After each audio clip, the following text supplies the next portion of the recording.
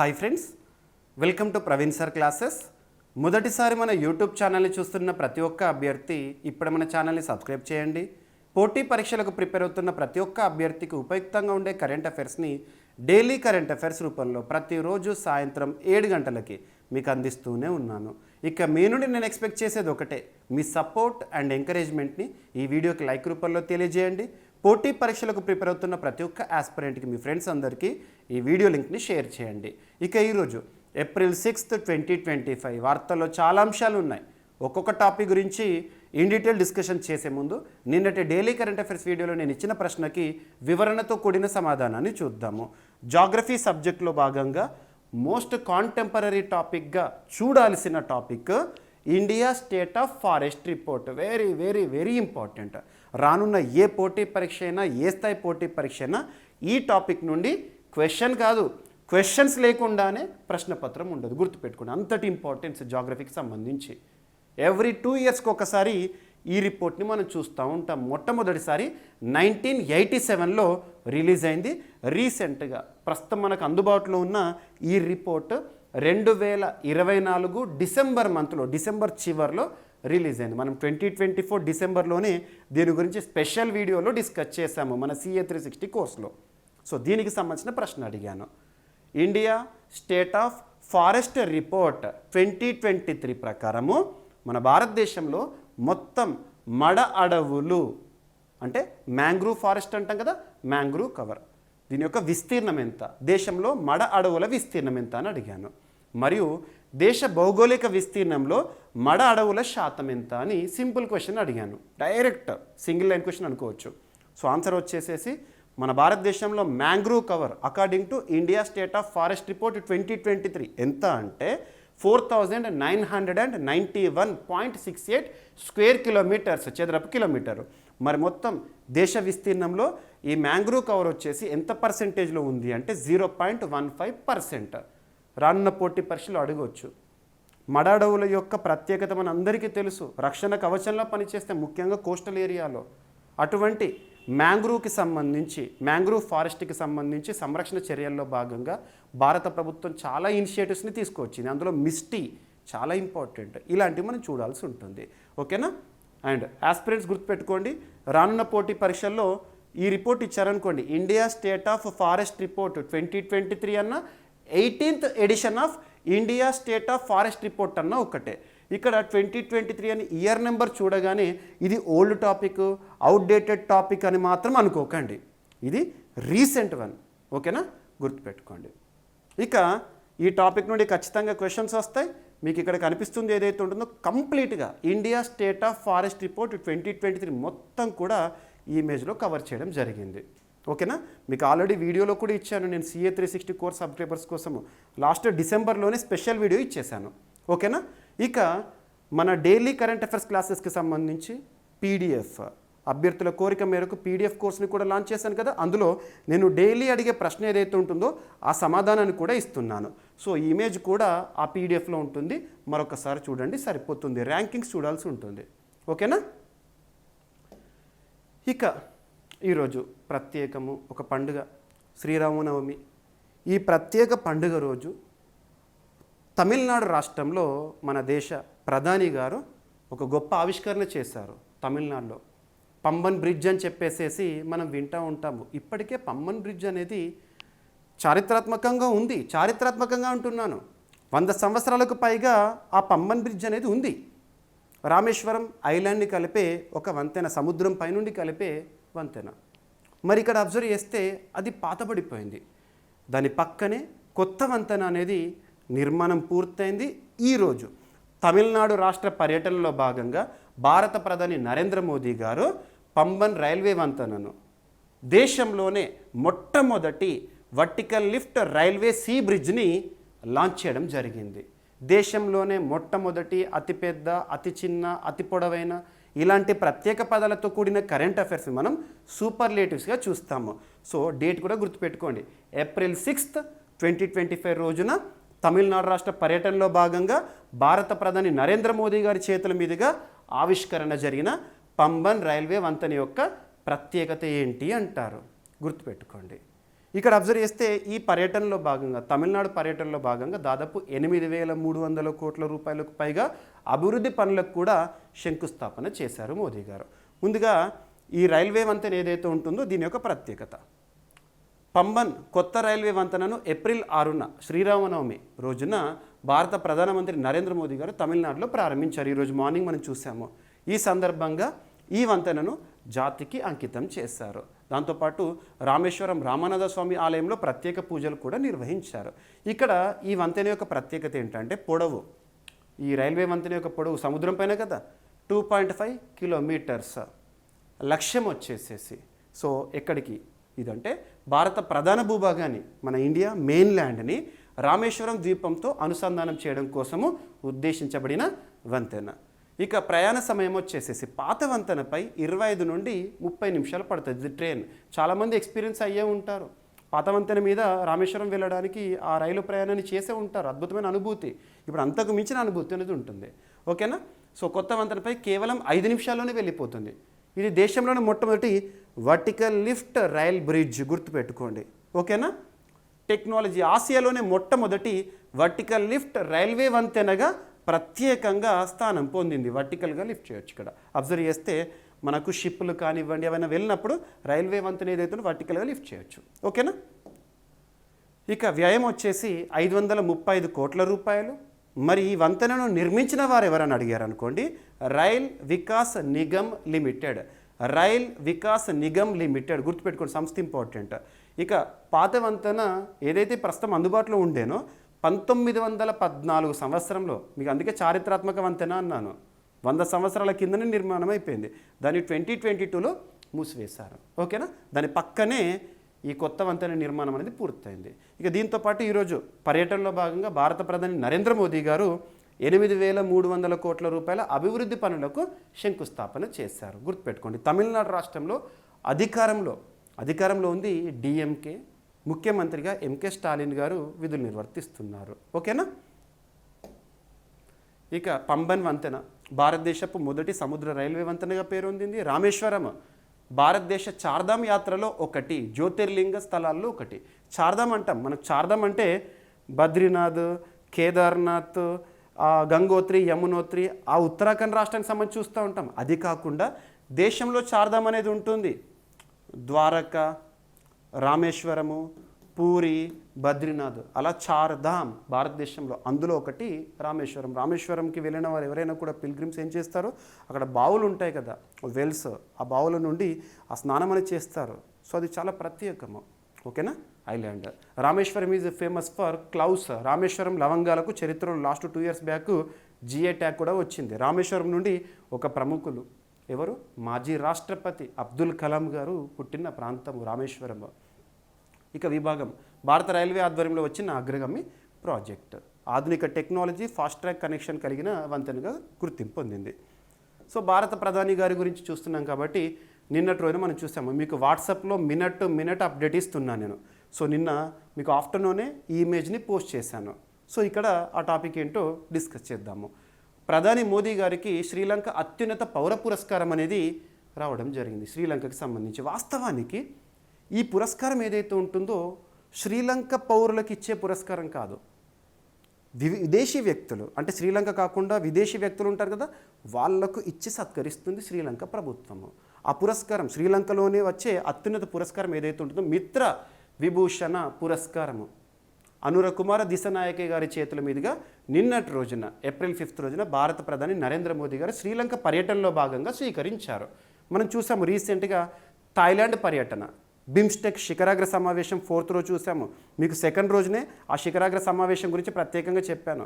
So BIMSTEC సమావేశం పూర్తయిన తర్వాత నేరుగా శ్రీలంకకు వచ్చారు. సో శ్రీలంకలో నిన్నటి రోజున ఈ పురస్కారం భారత ప్రధాని నరేంద్ర మోదీ గారిని వరించిన మరొక దేశానికి సంబంధించిన ఒక పురస్కారంగా చూడొచ్చు. ఏంట పేరు, మిత్ర Vibhushan. PM Modi conferred with prestigious Sri Lanka honour. ఇక రీసెంట్గా మనం అబ్జర్వ్ చేస్తే మారిషస్ పర్యటనలో భాగంగా భారత ప్రధాని గారికి the grand commander of the order of the star and key of the Indian Ocean పురస్కారం అనేది రావడం జరిగింది మారిషస్కి సంబంధించి 2025లో. అండ్ 2025లోనే మార్చిలోనే ఇంకొక దేశానికి సంబంధించిన పురస్కారం వార్తలోకి వచ్చింది, కానీ అది 2025లో అనౌన్స్మెంట్ కాదు, 2024 నవంబర్లో అనౌన్స్ చేసింది బార్బడోస్. 2025 మార్చిలో మరొకసారి వార్తలోకి వచ్చింది. ఏంటది?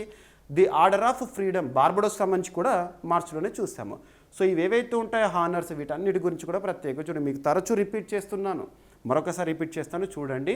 2024 సంవత్సరంలో ప్రధాని నరేంద్ర మోదీ గారిని వరించిన అంతర్జాతీయ పురస్కారాలు ఏంటంటే కువైట్కి సంబంధించి ది ఆర్డర్ ఆఫ్ ముబారక్ అల్ ఖబీర్, గయానాకి సంబంధించి ది ఆర్డర్ ఆఫ్ ఎక్సలెన్స్, బార్బడోస్కి సంబంధించి ది ఆర్డర్ ఆఫ్ ఫ్రీడమ్ మార్చిలో కూడా వార్తల్లోకి వచ్చింది. నైజీరియాకి సంబంధించి grand commander of the order, డొమినికాకి సంబంధించి డొమినికా ఆర్డర్ ఆఫ్ హానర్, రష్యాకి సంబంధించి order of Saint Andrew the apostle. రీసెంట్గా లాస్ట్ 2024 ఇయర్ ఎండింగ్లో తెలంగాణ రాష్ట్రంలో గ్రూప్స్ ఎగ్జామినేషన్స్ జరిగినాయి కదా, అందులో అడిగారు ఈ క్వశ్చన్ రష్యాకి సంబంధించి. అంతటి ఇంపార్టెన్స్ ఇవన్నీ. ఇక 2023 సంవత్సరంలో గ్రీస్ దేశానికి సంబంధించి grand cross of the order of honour, France దేశానికి సంబంధించి grand cross of the legion, ఈజిప్ట్కి సంబంధించి order of the Nile, republic of పలావుకి సంబంధించి హానర్ అబాకల్ అవార్డ్, పప్వా న్యూగినియాకి సంబంధించి ది ఆర్డర్ ఆఫ్ లోగోహు, ఫిజీకి సంబంధించి companion of the order of Fiji. 2021 సంవత్సరంలో భూటాన్కి సంబంధించి ఆర్డర్ ఆఫ్ డ్రక్ గ్యాల్పో. 2020 సంవత్సరంలో యుఎస్ గవర్నమెంట్కి సంబంధించి లీజన్ ఆఫ్ మెరిట్. 2019 సంవత్సరంలో బహ్రెయిన్కి సంబంధించి king Hamad order of the renaissance. మాల్దీవ్స్కి సంబంధించి the order of distinguished rule of Nishan Izzuddeen. United Arab ఎమిరేట్స్కి సంబంధించి ఆర్డర్ ఆఫ్ జయద్ అవార్డ్. 2018 సంవత్సరంలో పాలస్తీనాకి సంబంధించి the grand collar of the state of Palestine award. 2016లో ఆఫ్ఘనిస్తాన్కి సంబంధించి the state award of Ghazi Amir Amanullah Khan. Saudi అరేబియాకి సంబంధించి order of king Abdul Aziz. ఈ పేర్లు గుర్తుపెట్టుకోండి, ఖచ్చితంగా కన్ఫ్యూజన్ ఉండొచ్చు, 2-3 సార్లు చూస్తే ఈజీగా ఉంటుంది మీకు. రివిజన్ కూడా ఇది ఈ మంత్లోనే లాస్ట్ 1 మంత్లో 2 to 3 టైమ్స్ ఇది నేను రివిజన్ చేశాను, మరొకసారి మర్చిపోకండి ఇక. ఓకేనా? గుర్తుపెట్టుకోండి. దాదాపు ఏ దేశానికి వెళ్ళినా కూడా ఆ దేశ ప్రభుత్వము అత్యున్నత పురస్కారాన్ని ఇచ్చి నరేంద్ర మోదీ గారిని సత్కరిస్తోంది. ఇక పురస్కారం పేరు శ్రీలంక మిత్ర విభూషణ. ఇక శ్రీలంక అధ్యక్షుడు ఇతను కూడా మనకి ఇంపార్టెంట్గా నిలిచారు. లాస్ట్ ఇయర్ గ్రూప్స్ ఎగ్జామినేషన్లో, టీజీపీఎస్సీ గ్రూప్స్ ఎగ్జామినేషన్లో తనకు సంబంధించిన పొలిటికల్ పార్టీ పేరు అడిగారు. ప్రస్తుతానికి అది అప్రస్తుతం, ఎందుకంటే ఓల్డ్ అయిపోయింది, ఎట్లా అప్పుడు ఫ్రెష్గా ఉండే. సో అనురకుమార దిశనాయకే. ఇక ముఖ్య అంశాలు. శ్రీలంక పర్యటన సందర్భంగా ప్రధాని మోదీ గారికి అత్యున్నత పురస్కారము. ఇరు దేశాల మధ్య సత్సంబంధాల కోసం కొన్ని ఒప్పందాలు కూడా జరిగినాయి. ఇక్కడ ఈ పురస్కారాన్ని విదేశీ వ్యక్తులకు మాత్రమే ఇచ్చే గౌరవంగా శ్రీలంక ప్రభుత్వం పరిగణిస్తుంది. ఇది ఇంపార్టెంట్ పాయింట్. ఇక నెక్స్ట్, రీసెంట్గా బిమ్స్టెక్ సమావేశాలు అనేవి మనం చూసాము. థాయిలాండ్లోని బ్యాంకాక్ వేదికగా 4th రోజున జరిగాయి. దానికి సంబంధించి థీమ్ ఏంటి, బిమ్స్టెక్ సభ్య దేశాలు ఏంటి, అవన్నీ కూడా మనం కంప్లీట్ చేసాము. ఈ మంత్లోనే 2nd రోజున మీకు కంప్లీట్ డీటెయిల్స్ చెప్పాను, థీమ్ ఇవన్నీ కూడా. ఇక్కడ అబ్జర్వ్ చేస్తే ఆ సమావేశం యొక్క అవుట్కమ్ ఈరోజు చూద్దాము. ఎట్ ద సేమ్ టైమ్ ఏ దేశంలో జరిగిందన్నాను? థాయిలాండ్ దేశంలో జరిగింది కదా. థాయిలాండ్ ప్రధానమంత్రి గారికి భారత ప్రధాని నరేంద్ర మోదీ గారు ప్రత్యేకమైన కొన్ని అలంకారాలు ఇచ్చారు. అంటే ఏంటంటే బహుమానాలు. మన దేశ సాంప్రదాయం ఏంటంటే ఏదైనా ప్రముఖుల దగ్గరికి వెళ్ళినప్పుడు కానీ లేదా సన్నిహితుల దగ్గరికి వెళ్ళినప్పుడు కానీ ఒక ప్రాంతానికి సంబంధించి కానీ కొన్ని ప్రత్యేక వస్తువులను గిఫ్ట్గా ఇస్తాము. సో అలాంటి గిఫ్ట్స్ మనం చూస్తూ ఉంటాం. దాదాపు ఏ దేశానికి వెళ్ళినా కూడా ఆ దేశాధినేతలకు భారత ప్రధాని నరేంద్ర మోదీ గారు మన భారతదేశ సంస్కృతిలో భాగమైన ఆభరణాలను కానివ్వండి, కళారూపాలను కానీ ఇస్తూ ఉంటారు. అలా ఇంపార్టెన్స్ వస్తాయి, వాటిపైన కూడా క్వశ్చన్స్ వస్తాయి. దాదాపు ఉత్తరప్రదేశ్, రాజస్థాన్ ఆ ప్రాంతంలో ప్రత్యేకమైన ఒక ఆర్టిస్టిక్ వర్క్ అదేంటంటే మీనాకారి కళా నైపుణ్యాన్ని బహుమతిగా ఇచ్చారు భారత ప్రధాని నరేంద్ర మోదీ గారు థాయిలాండ్ ప్రధాని గారికి. గుర్తుపెట్టుకోండి. పెటోంగ్టాన్ షినవత్ర ఇటీవల తరచూ వార్తల్లోకి వస్తున్నారు. థాయిలాండ్ ప్రధాని రీసెంట్గా ఎమర్జెన్సీని ప్రకటించారు. థాయిలాండ్లో మార్చ్ 28 రోజున భూకంపం వచ్చింది, రిక్టర్ స్కేల్ పైన 7.7 అని ఇవన్నీ మనం చూసాము. ఇక బ్యాంకాక్లో జరిగిన 6th బిమ్స్టెక్ శిఖరాగ్ర సమావేశం సందర్భంగా భారత ప్రధాని థాయిలాండ్ ప్రధాని మరియు ఆమె భర్తకు భారతీయ సాంప్రదాయ కళలతో కూడిన నైపుణ్య వస్తువులను బహుమతిగా ఇచ్చారు. అందులో మీనా అంటే స్వర్గం, కారి అంటే చేయడము, వస్తువులపైన స్వర్గాన్ని చూపించడం అన్నట్టు. ఓకేనా? ఇది అర్థం ఇక్కడ. కామన్గా ముఘల్ కాలంలో మన భారతదేశంలోకి ప్రవేశించిన ఒక అద్భుతమైన కళ ఇది. ప్రస్తుతం Rajasthan, at the same time UP, ఈ ప్రాంతాల్లో ఈ అద్భుతమైన కళారూపం అనేది ప్రాచుర్యం పొందుతుంది. ఓకేనా? లోహం లేదా సెరామిక్ ఉపరితలాలపై రంగురంగుల గాజు పొడి వేడి తాపంతో పొందుపరిచే కళ, ఒక అద్భుతమైన నైపుణ్య కళ. ఓకేనా. ఇక్కడ అబ్జర్వ్ చేస్తే ఇరాన్లోని సఫవీద్ సామ్రాజ్యంలో చరిత్రలో అక్కడ ఉద్భవించి ముఘల్ కాలంలో భారతదేశంలోకి ప్రవేశించి గొప్ప అభివృద్ధి పొందింది. మన భారతదేశంలో ఇక ఇండిజినస్గా చూస్తున్నాం. ఇప్పటిక దానికి మరింత కళలను ప్రతిబింబింప చేసి మన కళాకారులు తయారు చేస్తున్నారు. ఓకేనా. మీనాకారి అనే పదం, మీనా అంటే స్వర్గము, కారి అంటే చేయడము అనే అర్థాలు కలిగి అంటే ఒక వస్తుపై స్వర్గాన్ని తీర్చిదిద్దడము. ఓకేనా. ఇక మీనాకారి కళలో ఫేమస్ ఏంటంటే జైపూర్ రాజస్థాన్ అండ్ ఉత్తరప్రదేశ్లోని వారణాసి మరియు ఢిల్లీ ప్రముఖ ప్రాంతాలుగా చెప్పొచ్చు. ఇక నెక్స్ట్ 6th బిమ్స్టెక్ శిఖరాగ్ర సమావేశం అనేది పూర్తయింది కదా. 7 సభ్య దేశాలకు సంబంధించి దేశాధినేతలు హాజరయ్యారు. అట్ ది సేమ్ టైం ఇక్కడ ఇంకొక పాయింట్, మరి థాయిలాండ్లో ముగిసింది.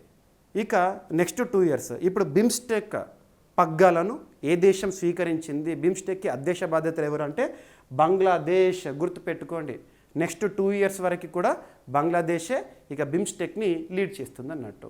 ఇక రాను రోజుల్లో బంగ్లాదేశ్లో శిఖరాగ్ర సమావేశం జరుగుతుంది. మహమ్మద్ యూనిస్ ఇటీవల తరచూ వార్తల్లోకి వస్తున్నారు.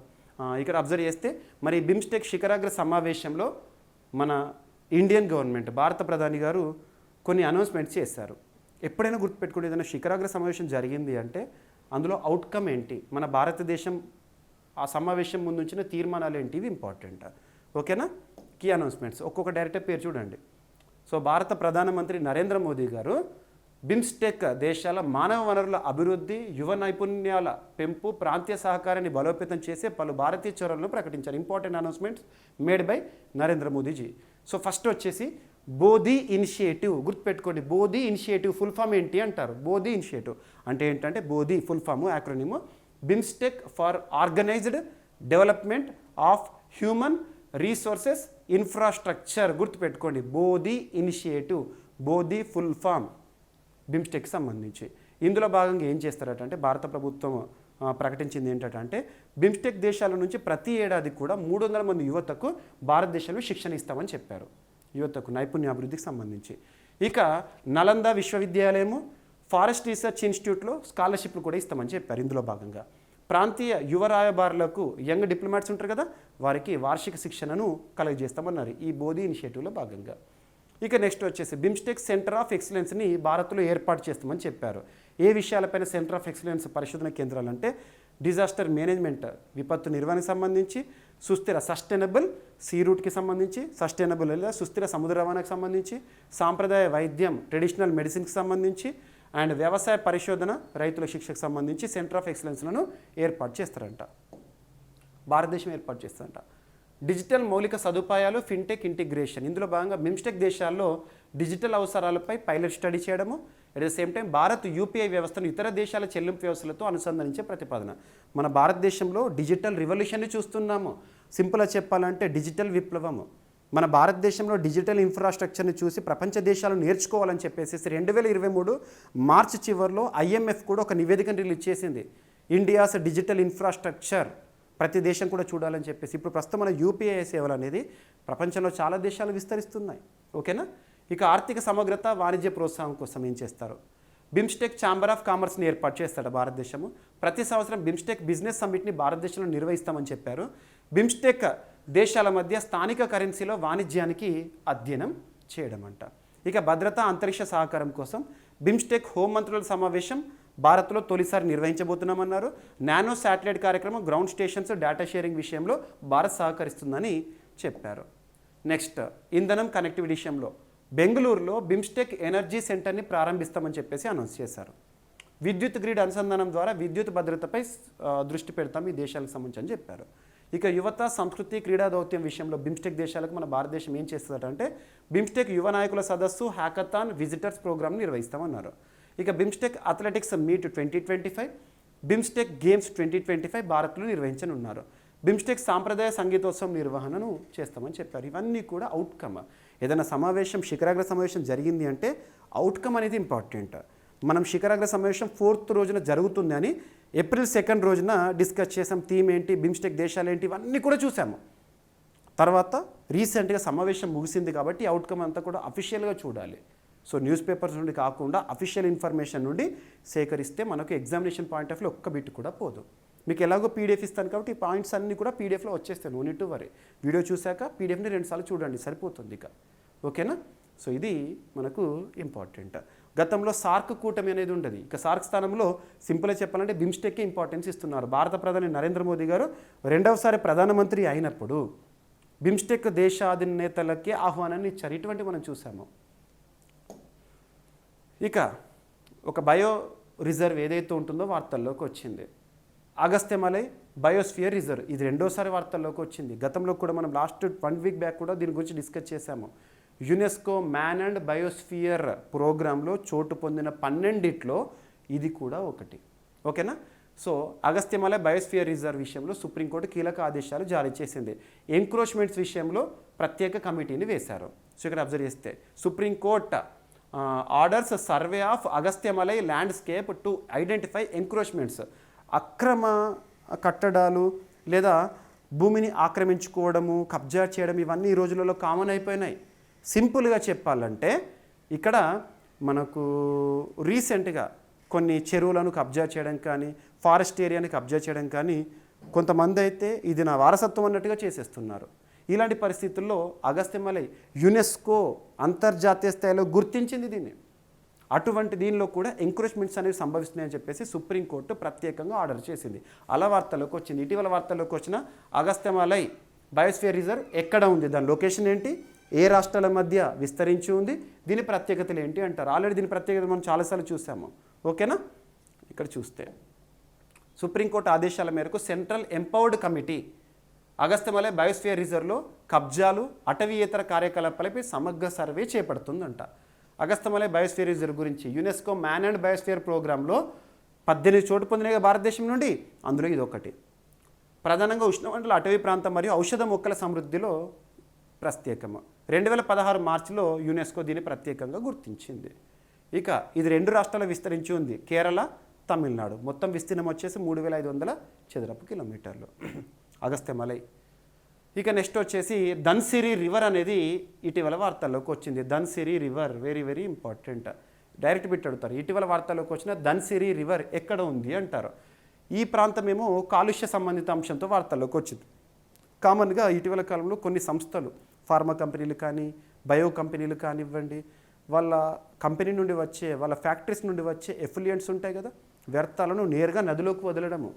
అలాగే కదా మూసి ఖరాబ్ అయిపోయింది అలాగా.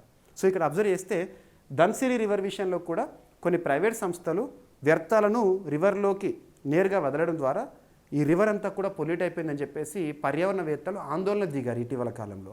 అలా వార్తల్లోకి వచ్చింది కాబట్టి అడుగుతారు. ధన్సిరి రివర్ అనేది ఇటీవల వార్తల్లోకి వచ్చింది. ఏ రాష్ట్రము? అస్సాం రాష్ట్రము.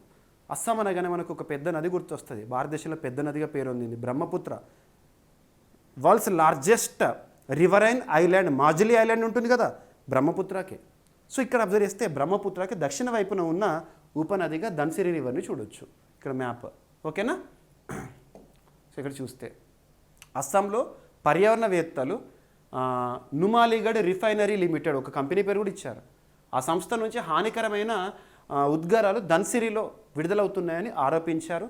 ఈ ఘటన జల జీవ వైవిధ్యంకు ముప్పుగా మారినందున కేంద్ర కాలుష్య నియంత్రణ మండలి సెంట్రల్ పొల్యూషన్ కంట్రోల్ బోర్డు వారు విచారణ చేపట్టాలని డిమాండ్ చేశారు. So central pollution control board వారి ఆదేశాలు, ఎన్జీటీ ఆదేశాలు, సుప్రీంకోర్టు ఆదేశాలు అంటే ఇది నేషన్ వైడ్గా వార్తల్లోకి వచ్చినట్టే. మీకు జాతీయ వార్తాపత్రికలు కనబడతాయి ఇటువంటివి, Hindu, Indian express, times of ఇండియాలో. ఇక ధన్సిరి రివర్ వివరాలు ఏంటంటే ఇది పెరెన్నియల్ రివర్, సంవత్సరం పొడిన వాటర్ ఉంటుంది అందులో, ఓకేనా. బ్రహ్మపుత్ర నదికి దక్షిణ వైపున ఉండే ఉపనది నాగాల్యాండ్ మరియు అస్సాం రాష్ట్రాల మీదుగా ప్రవహిస్తూ ఉంటుంది. అస్సాంకి సంబంధించి మేజర్ పార్ట్, ఓకేనా. ఇక నెక్స్ట్ భారతదేశంలో పెరిగిన విదేశీ మారకపు నిల్వలు అని చెప్పేసి ఫారెన్ ఎక్స్చేంజ్ రిజర్వ్స్, ఫారెక్స్ అంటాము. ఏ దేశానికైనా కూడా ఎగుమతులు ఎక్కువగా ఉండి దిగుమతులు తక్కువగా ఉంటే ఫారెక్స్ కూడా ఎక్కువనే ఉంటుంది.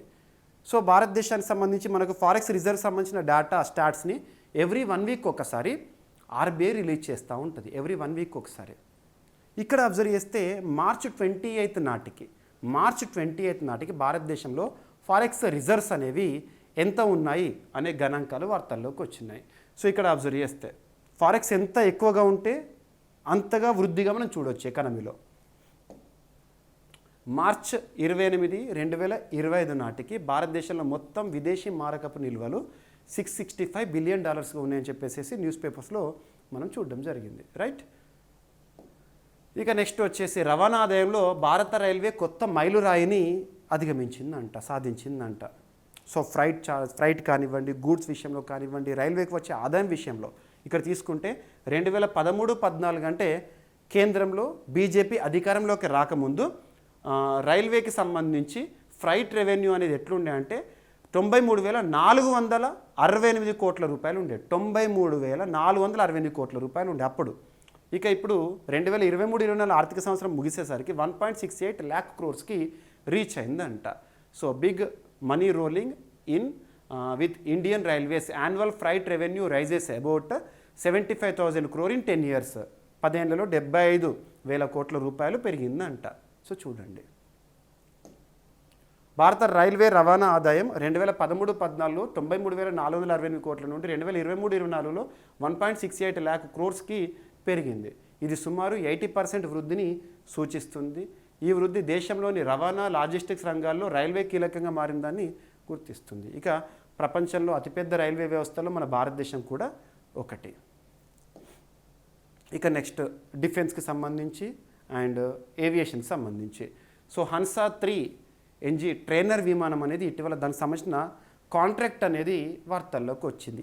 ఎవరికి కాంట్రాక్ట్ ఇచ్చారో తయారు చేయడానికి సంబంధించి, లేదంటే హక్కులను ఎవరికి జారీ చేశారు, ఇలాంటివి ఇంపార్టెంట్, ఓకేనా. Hansa new generation rocket flight, Hansa new generation flight కామన్గా ట్రైనింగ్కి సంబంధించి కానీ లేదంటే కమర్షియల్ ట్రైనింగ్ విషయంలో కానీ ఉపయోగపడతాయి ఇవి. CSIR council of scientific and industrial research NAL మొట్టమొదటి టెక్నాలజీ ట్రాన్స్ఫర్ ఒప్పందంను ప్రైవేట్ సంస్థతో కుదుర్చుకుంది. సో CSIR NAL వారు ఈ ఒప్పందాన్ని ఎవరికి ఇచ్చారు అంటే పయోనీర్ క్లీన్ యాంప్స్ ప్రైవేట్ లిమిటెడ్కి ఇచ్చారు. సో ఇక్కడ అబ్జర్వ్ చేస్తే వీరికి తయారీ హక్కులను అప్పగించారు. ఎవరికి? సో CSIR NAL అంటే ఏంటి? నేషనల్ ఏరోస్పేస్ ల్యాబొరేటరీస్ వారు పూర్తి స్వదేశీ పరిజ్ఞానంతో హన్సా 3 NG ట్రైనర్ విమానాన్ని తయారు చేశారు. ఇప్పుడు ఆ తయారీ హక్కులను ఎవరికి ఇచ్చారంట? సో ఈ సంస్థకి ఇచ్చారు, గుర్తుపెట్టుకోండి. ఇది నెక్స్ట్ జనరేషన్ 2 సీట్లతో కూడిన ట్రైనర్ విమానం, ట్రైనింగ్ కోసం ఉపయోగపడుతుంది. బెంగళూరులోని CSIR NAL స్వదేశంగా పూర్తి స్వదేశీ పరిజ్ఞానంతో రూపొందించింది. పైలట్ల శిక్షణ కోసం అభివృద్ధి చేయబడింది, ఓకేనా. సో చూడండి, సరిపోతుంది. ఇక next medium range surface to air missile. Medium range surface to air missile దాదాపు 4 క్షిపణులను విజయవంతంగా పరీక్షించింది ఇటీవల DRDO, defence research development organisation. DRDO పరిశోధనలు, ప్రయోగాలు అనగానే మనకి ఏ రాష్ట్రం గుర్తొస్తుంది? ఒడిశాలోని అబ్దుల్ కలాం వీలర్ ఐలాండ్ లేదా బాలాసోర్, చాందిపూర్ అంటాం కదా, ఆ ప్రాంతం గుర్తొస్తుంది. అదే ఇస్రో ప్రయోగాలు అనగానే తిరుపతి జిల్లాలోని షార్ కేంద్రం గుర్తొస్తుంది. చూడండి, ఇక్కడ DRDO ప్రస్తుతము రక్షణ శాఖ మంత్రి ఎవరున్నారు? రాజ్నాథ్ సింగ్ గారు. DRDO చీఫ్గా చైర్పర్సన్గా సమీర్ వి కామత్ గారు ఉన్నారు. తన పదవీకాలం పొడిగింపుతో ఉన్నారు ప్రస్తుతము, ఓకేనా. వారు చేసిన పరీక్షలు, క్షిపణి పరీక్షలు. So medium range surface to air మిసైల్ని భారత్ విజయవంతంగా పరీక్షించింది. ఏప్రిల్ 3, 4 2 రోజుల పాటు ఒడిషా తీరంలోని అబ్దుల్ కలాం వీలర్ ఐలాండ్ వద్ద నిర్వహించారు. మొత్తం 4 క్షిపణి పరీక్షలు చేపట్టబడ్డాయి, విజయవంతం. ఈ ప్రయోగాలు DRDO మరియు భారత సైన్యం సంయుక్తంగా నిర్వహించారంట. సో చూడండి, ఓకేనా. ఇక MRSAMను ఇప్పటికే DRDO, ఇజ్రాయెల్ ఏరోస్పేస్ ఇండస్ట్రీస్ వారు సంయుక్తంగా అభివృద్ధి చేశారు. వీటి యొక్క పరిధి వచ్చేసి 70 to 100 కిలోమీటర్స్ లక్ష్యాన్ని ఢీకొంటాయి అంట, ఓకేనా. ఇక నెక్స్ట్ వచ్చేసి ఒటావా కన్వెన్షన్ అని పిలిచిన, మైన్ బ్యాన్ కన్వెన్షన్ అని పిలిచిన, anti personnel mine ban convention అని పిలిచిన ఒకటే. సో ఒటావా కన్వెన్షన్ లేదా మైన్ బ్యాన్ కన్వెన్షన్, ఇవి గుర్తుంచుకోండి. మీకు రీసెంట్గా చాలా UPSC స్టాండర్డ్లు ఇస్తున్నాను. UPSC ఎగ్జామినేషన్కి ఉపయోగపడాలి, గ్రూప్స్కి ఉపయోగపడాలి, SI కానిస్టేబుల్ ఎగ్జామ్స్కి ఉపయోగపడాలి, VRO లేదంటే పంచాయతీరాజ్ ఎగ్జామ్స్ కానివ్వండి, ఎటువంటి పోటీ పరీక్షకైనా కూడా వన్ స్టాప్ సొల్యూషన్గా చెప్తున్నాను మీకు. కరెంట్ అఫైర్స్ అడిగే విధానం, ప్రశ్నలు కూడా చాలా టఫ్గా ఇస్తున్నారు. ఆ స్టాండర్డ్ ఈ స్టాండర్డ్ కాదు, హై స్టాండర్డ్లో చదివితే మనకి ఏ స్టాండర్డ్లో క్వశ్చన్ ఇచ్చినా కూడా చేయగలుగుతాము. కాబట్టి అలాగే సూపర్లేటివ్గా ఇస్తున్నాను మీకు. ఇక్కడ అబ్జర్వ్ చేస్తే ఒటావా ఏ దేశ రాజధాని? కెనడా. సో అక్కడ జరిగిన ఒక ఒప్పందం అని గుర్తుంచుకోండి. మరి ఈ ఒటావా కన్వెన్షన్ ఎందుకు వార్తల్లోకి వచ్చింది ఈరోజు అంటే కంటెక్స్ట్ ఏంటంటే రీసెంట్గా 5 దేశాలు ఈ ఒప్పందం నుండి వైదొలుగుతున్నట్టుగా ప్రాసెస్ని ఇనిషియేట్ చేశాయి. ఇక వైదొలినట్టే. సో ఇటీవల కెనడా తరచు వార్తల్లోకి వస్తుంది. కెనడాలో రీసెంట్గా మధ్యంతర ఎన్నికలకు ఆ దేశ ప్రధాని గారు పిలుపునివ్వడము అండ్ ఇటీవల నార్త్ వెస్ట్ పాసేజ్ ఏది అట్లాంటిక్ మహాసముద్రాన్ని పసిఫిక్ మహాసముద్రాన్ని కలిపేది ఉంటుంది కదా, అమెరికా విషయంలో వార్తల్లోకి వచ్చింది. ఇలాంటివి చూడాలి, లింక్ చేసుకోవాలి. ఓకేనా? ఈ ఒటావా కన్వెన్షన్ ఏంటో చూడండి, ఎప్పుడు అమల్లోకి వచ్చింది. వాస్తవానికి అధికారిక పేరు ఏంటంటే ఒటావా కన్వెన్షన్ యొక్క అధికారిక పేరు వచ్చేసేసి మైన్ బ్యాన్ ట్రీటీ అంటారు. మైన్ బ్యాన్ ట్రీటీ అన్న ఒటావా కన్వెన్షన్ అన్న ఒకటే. దీనికి ఆమోదం ఎప్పుడు జరిగిందంటే డిసెంబర్ 1997లో. ఎప్పుడు అమల్లోకి వచ్చిందంటే మార్చ్ 1999 నుండి అమల్లోకి వచ్చింది. ప్రస్తుతం సభ్య దేశాలు 164 సభ్య దేశాలు ఉన్నాయి. సభ్యులు కాని వారు భారతదేశం సభ్యులు car. America, Russia, China, Israel సభ్యత్వం లేదు. ఇక్కడ అబ్జర్వ్ చేస్తే ఎందుకు వార్తల్లోకి వచ్చింది context, Poland, Finland, Lithuania, Latvia, Estonia వంటి దేశాలు రీసెంట్గా భద్రతా పరిస్థితుల దృష్ట్యా ఈ కన్వెన్షన్ నుండి వైదొలుగుతున్నట్టుగా ప్రకటించాయి. అలా వార్తల్లోకి వచ్చింది. మరి ఒటావా కన్వెన్షన్ యొక్క నిబంధనలు ఏంటంటే మైన్ల ఉపయోగం, నిల్వ, ఉత్పత్తి, రవాణా నిషేధం చేయడము. సో ఇక్కడ చూడండి, mine ban treaty mining ban కోసం ఉద్దేశించబడింది. ఓకేనా? డైరెక్ట్గా చూడండి సరిపోతుంది. ఇక నెక్స్ట్ చరిత్రకి సంబంధించి ఆనవాలు తవ్వకాల్లో బయటపడడం తరచూ చూస్తున్నాము. రీసెంట్గా అబ్జర్వ్ చేస్తే కేరళలో మెగాలిథిక్ స్ట్రక్చర్స్ బయటపడ్డాయి. మెగాలిథిక్ ఇప్పుడు అబ్జర్వ్ చేస్తే రీసెంట్గా ఆర్కియలాజికల్ సర్వే ఆఫ్ ఇండియా వారు జరిపిన తవ్వకాల్లో ప్రత్యేకంగా రాజరాజ చోళుని శాసనాలు, ఇన్స్క్రిప్షన్ అంటే ఏంటి, that is return on the hard surface, శాసనాలు బయటపడ్డాయి. ఎవరికి సంబంధించి? రాజరాజ చోళునికి సంబంధించి. మనకు బృహదీశ్వర ఆలయము తంజావూరులో ఉంటుంది, అవన్నీ ఉంటాయి కదా తన కాలంలోనే.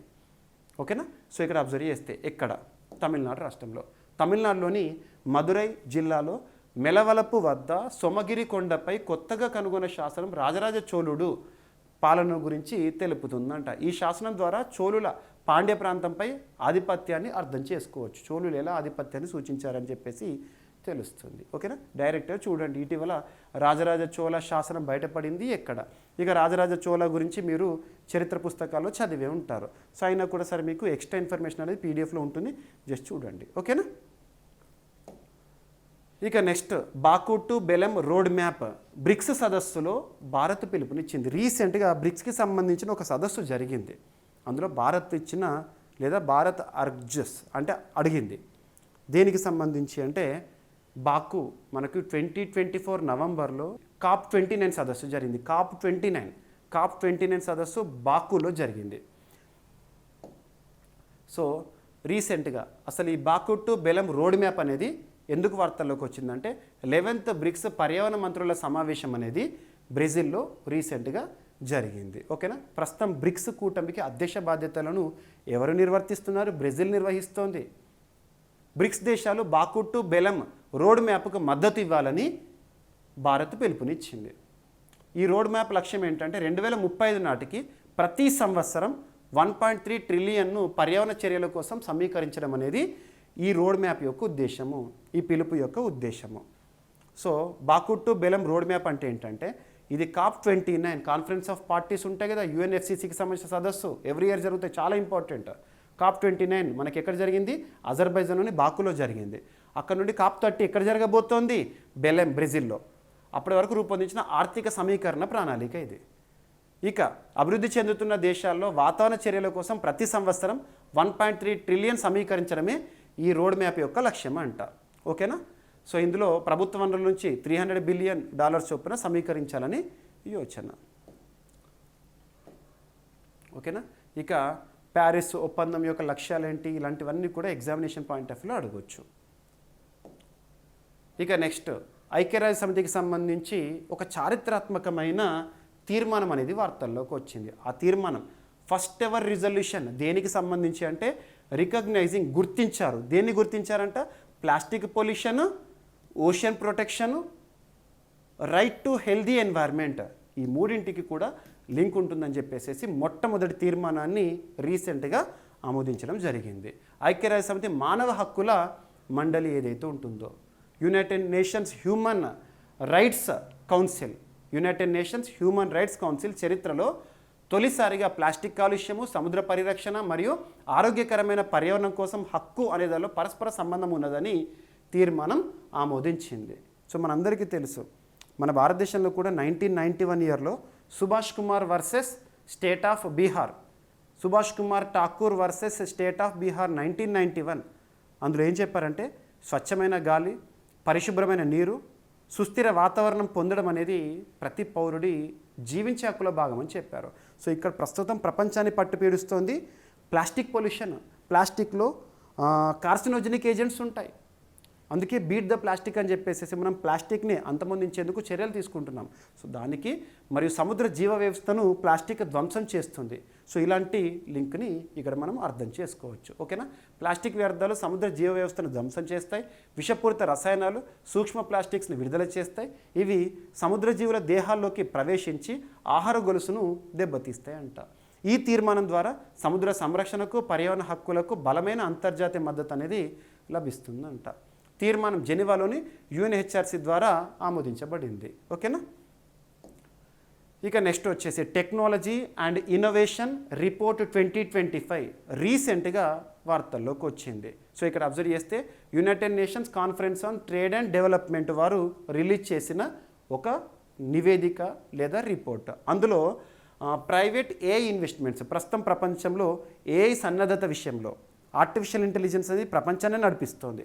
అటువంటి ఆర్టిఫిషియల్ ఇంటెలిజెన్స్ విషయంలో, సన్నద్ధత విషయంలో ఏ దేశం ఎలా ఉంది, ఇటువంటి అంశాలను ఆధారంగా తీసుకున్నారు. సో ప్రైవేట్ AI ఇన్వెస్ట్మెంట్స్ విషయంలో భారతదేశం ప్రపంచంలో 10th పొజిషన్లో ఉందని చెప్తున్నారు. At the same time readiness for frontier technology విషయంలో 36th పొజిషన్లో ఉంది భారతదేశం అని చెప్పేసి ఈ నివేదిక చెప్తోంది. ఈ నివేదిక ఇంక్లూజివ్ ఆర్టిఫిషియల్ ఇంటెలిజెన్స్ ఫర్ డెవలప్మెంట్గా అర్థం చేసుకోవచ్చు. So technology and innovation report ఇటీవల ఎవరు విడుదల చేశారు? United nations conference on trade and development, Geneva, Switzerland కేంద్రంగా పనిచేస్తున్న సంస్థ. ఓకేనా? సో చూడండి, రిపోర్ట్ లక్ష్యం ఏంటంటే AI, రోబోటిక్స్, బయోటెక్నాలజీ, IoT వంటి ఫ్రాంటియర్ సాంకేతికపై దేశాల సన్నద్ధతను లేదా సిద్ధతను అంచనా వేయడము. అందులో భాగంగా ర్యాంకింగ్స్ అనేవి ఇవ్వడం జరిగింది. చూడండి. ఓకేనా? ఇక ఈరోజు ప్రశ్న ప్రతి ఒక్కరి నుండి కూడా సమాధానాన్ని ఎక్స్పెక్ట్ చేస్తున్నాను. మీకు ఎంతవరకు తెలిస్తే అంతవరకు సమాధానం ఇవ్వండి. ఓకేనా? మీకు తరచూ వార్తల్లోకి వస్తుంది కాబట్టి దీని గురించి అడిగాను. ఆల్రెడీ మీకు కవర్ చేసిన టాపికే. 2025 ఏప్రిల్ 4న థాయిలాండ్లోని బ్యాంకాక్లో జరిగిన 6వ శిఖరాగ్ర సమావేశం యొక్క థీమ్ ఏంటి? ఆ థీమ్ని మీకు ఎంతవరకు తెలిస్తే అంతవరకు కామెంట్ బాక్స్లో కామెంట్ రూపంలో తెలియజేయండి. ఓకేనా? ఇక ఈరోజు టాపిక్స్ని క్విక్గా చూస్తే, ర్యాపిడ్ రివిజన్ చేస్తే, సో నిన్న ప్రశ్నకి వివరణ ఇచ్చాను. And India's first vertical lift railway వంతెన సీ బ్రిడ్జ్ ఏదైతే ఉంటుందో భారత ప్రధాని నరేంద్ర మోదీ గారి చేతుల మీదుగా ఈరోజు ఆవిష్కరణ. ఇక శ్రీలంకకు సంబంధించి ఒక పురస్కార గ్రహీతగా భారత ప్రధాని నరేంద్ర మోదీ గారు మిత్ర విభూషణ. ఇక బిమ్స్టెక్ శిఖరాగ్ర సమావేశానికి వెళ్ళిన భారత ప్రధాని నరేంద్ర మోదీ గారు ఆ దేశ ప్రధాని గారికి మరియు వాళ్ళ కుటుంబానికి మీనాకరి కళా నైపుణ్యాన్ని ప్రత్యేక బహుమానంగా ఇచ్చారు. అండ్ బిమ్స్టెక్ కూటమికి అధ్యక్ష బాధ్యతలను స్వీకరించిన బంగ్లాదేశ్. అండ్ రీసెంట్గా బిమ్స్టెక్ సమ్మిట్లో అవుట్కమ్ ఏంటి, ఏమేమో తీర్మానాలను భారత ప్రభుత్వం చేసింది. ఇక అగస్త్యమలై బయోస్ఫియర్ రిజర్వ్ అనేది రీసెంట్గా వార్తల్లోకి వచ్చింది సుప్రీంకోర్టు ఆదేశాలతో. అండ్ ధన్సరి రివర్ అనేది ఇటీవల వార్తల్లోకి వచ్చింది కాలుష్య సంబంధిత అంశాలతో అస్సాం రాష్ట్రంలో. భారతదేశంలో పెరిగిన విదేశీ మారకపు నిల్వలు. అండ్ రవాణా ఆదాయంలో భారత రైల్వే కొత్త మైలురాయిని తాకింది.